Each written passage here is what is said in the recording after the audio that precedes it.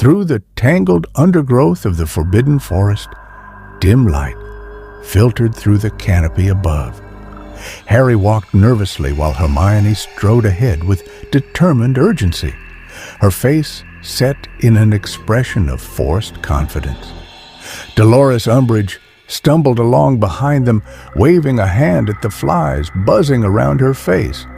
She barely managed to keep up with Harry and Hermione, her wand raised threateningly in case they attempted to flee.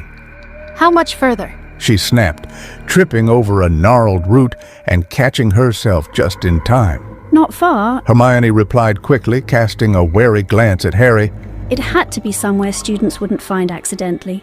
Harry shot her a look. What are you doing? He whispered. Improvising. Hermione muttered back, eyes scanning the trees ahead. She had hoped that Grawp, Hagrid's giant brother, might be there to help. But as they approached the clearing, both she and Harry froze. The ropes that had once tethered Grawp were snapped. The place was empty. Hermione's plan had failed. Sensing hesitation, Umbridge's suspicion deepened. She turned on them, her wand poised and ready. Well, where is this weapon? She demanded. Her eyes narrowed as realization dawned. There isn't one, is there? You were trying to trick me. Her lip curled in disgust. You know, I really hate children.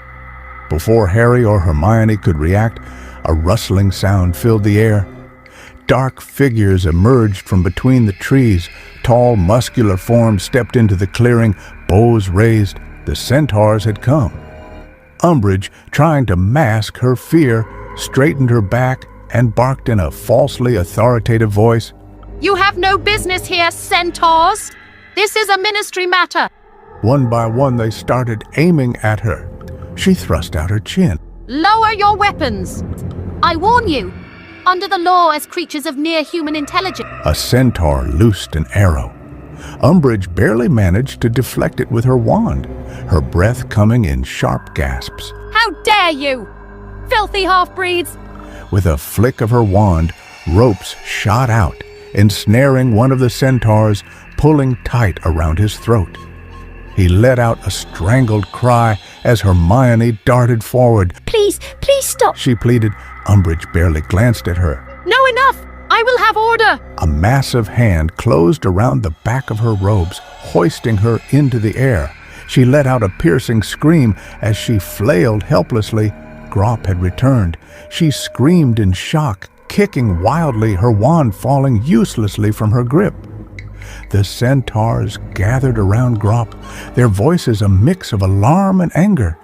They immediately fired a volley of arrows at the giant, who roared in confusion and fear. Hermione, still breathless, shouted, "No, it's not his fault!" as Harry grabbed her hand, trying to pull her out of the chaos. Grawp, panicked, loosened his grip around Umbridge. With a terrified shriek, she tumbled from his grasp, straight into the waiting arms of the centaurs. Panic flooded her features. She looked desperately at Harry. Potter, do something! Tell them I mean no harm! Harry met her gaze, remembering every cruel punishment, every unjust action, every line carved into his skin. Sorry, Professor, he said, his voice steady. I must not tell lies. The centaurs surged forward, dragging the screaming Umbridge into the depths of the forbidden forest. The last they saw of her was her kicking legs disappearing into the foliage.